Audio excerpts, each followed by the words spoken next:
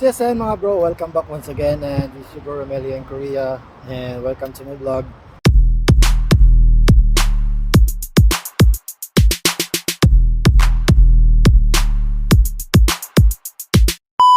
Oh, ayan, itong isa naman ang kapamaraanan niya, nakapunta rito.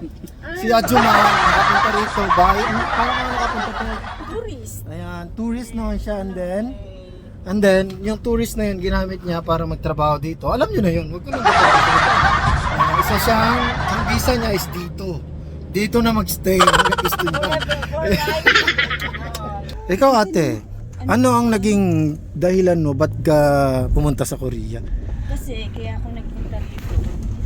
Iniwan na ako ng ex. Siyempre, wala nang magpapatuloy pag-aaral sa anak ko. Si Bunso nag-aaral pa. Kaya napilitan ako pumunta rito. O ngayon, 5 years na ako rito. Si Bunso, second year college na.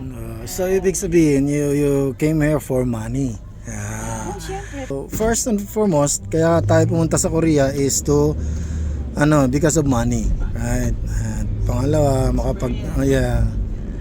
tsaka iba yung maging tayo yung ginamit ng Panginoon para mag-provide. Pero mo, sa Pinas hindi ako nakakapasok sa Starbucks dito. Dito kahit anong oras, no? Oh. Pupunta ka ng Starbucks sa Pinas, pupunta ka pa ng mall. Oh. Pupunta ng mall, dito hindi kalit ka na Starbucks, diba? Oh, sa tabi-tabi lang. Hindi ka manginayang bumili kasi nga, may sinasabi na, unlike sa Pinas, yung bibili mo ng Starbucks, di pambili mo na ng ulam. Correct. Ang mahal kasi dun eh. Oo, mahal ka talaga. Kaya thank you sa Korea, nakapunta ako sa Starbucks.